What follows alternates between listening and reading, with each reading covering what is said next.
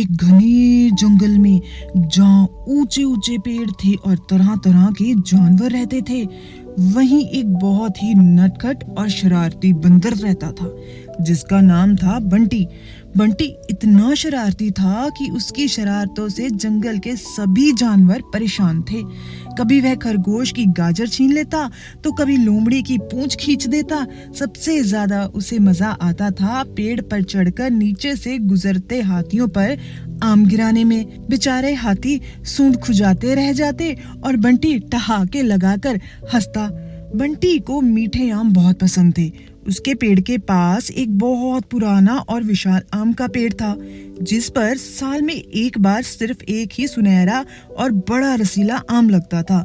जंगल के बड़े बुजुर्ग कहते थे कि वह कोई साधारण आम नहीं है बल्कि जादुई आम है। जो उसे ईमानदारी से खाता है उसकी एक अच्छी इच्छा पूरी होती है, लेकिन उसे पाने के लिए सब्र और ईमानदारी चाहिए होती थी।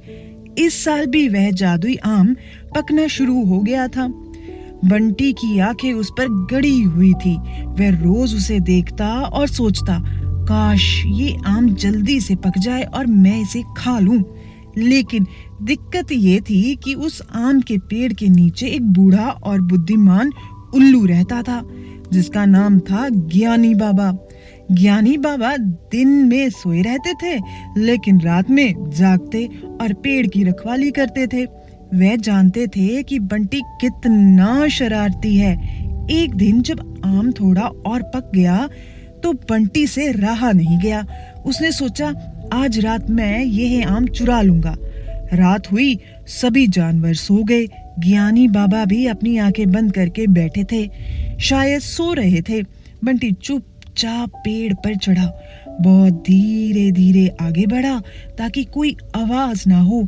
जैसे ही वह आम के पास पहुंचा, उसने देखा कि आम बहुत बड़ा और भारी था। उसे तोड़ना आसान नहीं था। बंटी ने अपनी पूरी ताकत लगाई और झटके से आम को तोड़ने की कोशिश की। धड़ाम! आम टूट तो गया, लेकिन बंटी के हाथ से फिसलकर सीधा नीचे जा गिरा और वह भी सीधे ज्ञानी बाबा के सिर पर। आउच! ज्ञानी बाबा चौंक कर जाग गए। उन्होंने अपनी बड़ी बड़ी आंखें खोली और देखा कि एक सुनहरा आम उनके सिर के पास पड़ा है और ऊपर बंटी बंदर लटकता हुआ जिसका चेहरा डर से लाल पीला हो रहा था। ज्ञानी बाबा ने अपनी मोटी आवाज में पूछा, बंटी, तुम इतनी रात को यहाँ क्या कर रहे हो? बंटी घबरा गया। उसने सोचा, अगर मैंने सच बताया तो ज्ञानी बाबा मुझे डांटेंगे और शायद सजा भी देंगे। लालच में आकर उसने झूठ बोलने की सोची।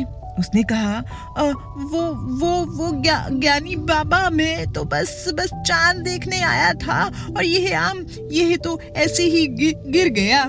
ज्ञानी बाबा मुस्कुराए। उन्होंने आम उठाया और अपनी तीखी नजरों से बंटी को देखा। झूठ बोल रहे हो बंटी? उन्होंने पूछा। मुझे पता है ये जादुई आम है और तुम इसे चुराने आए थे, लेकिन तुमने इसे जबरदस्ती तोड़ने की कोशिश की, इसलिए ये तुम्हारे हाथ से फिसल गया। बंटी शर्मिंदा हो गया। उसने अपनी गलती का एहसास हुआ। वह चुपचाप सिर झुकाकर खड़ा रहा। ज्ञानी बाबा ने फिर कहा, ये आम तभी अपनी जादुई शक्ति दिखाता है जब उसे सब्र और ईमानदारी से पाया जाए। तुमने लालच किया और चोरी करने की कोशिश की, इसलिए ये आम अब तुम्हें कोई वरदान नहीं देगा। बंटी की आंखों में आंसू आ गए। उसने कहा, मुझे माफ कर दीजिए ज्ञानी बाबा, मैं बहुत लालची और शरारती हूँ। मैंने सोचा कि मैं चालाकी से इसे पालूंगा, लेकिन मुझे कुछ नहीं मिला। ज्ञानी बाबा ने बंटी के सिर पर हाथ फेरा। कोई बात नहीं बंटी, उन्होंने कहा, गलती करना बुरी बात नहीं, लेकिन अपनी गलती मान लेना और उससे सुधारना अच्छी बात है। आज से तुम वादा करो कि तुम अपनी शरारतें छोड़ दोगे और ईमानदार बनोगे। बंटी ने तुरंत वादा किया। हाँ ज्ञानी बाबा, मैं आज से कभी लालच नहीं करूंगा और किसी को परेशान नहीं करूंगा। मैं ईमानदार बनूंगा। ज्ञानी बाबा ने मुस्कुराते हुए वह जादुई आम बंटी को दे दिया और कहा, ये आम खा लो बंटी। भले ही ये अब तुम्हें जादुई शक्ति नहीं दे, लेकिन ये तुम्हें एक महत्वपूर्ण सबक जरूर सिखाएगा। बंटी ने वह आम खाया। वह आम भले ही जादुई ना रहा हो, पर बहुत स्वादिष्ट था। उस दिन के बाद से बंटी सचमुच बदल गया। उसने शरारतें छोड़ दी और ईमानदार बन गया। वह जंगल के दूसरे जानवरों की मदद करने लगा। सभी जानवर उसे पसंद करने लगे। बंटी को समझ आ गया था कि लालच करने से कुछ नहीं मिलता, बल्कि ईमानदारी और अच्छे व्यवहार से ही सच्ची खुशी मिलती है। इस कहानी से हमें यह सीख मिलती है कि लालच करना और बेईमानी करना हमेशा बुरा होता है। किसी भी चीज को पाने के लिए सब्र और ईमानदारी बहुत जरूरी है, चाहे वह कितनी भी आकर्षक क्यों ना हो। गलत तरीके से पाई गई चीज से कभी खुशी नहीं मिलती। ईमानदारी ही सबसे अच्छी नीति है।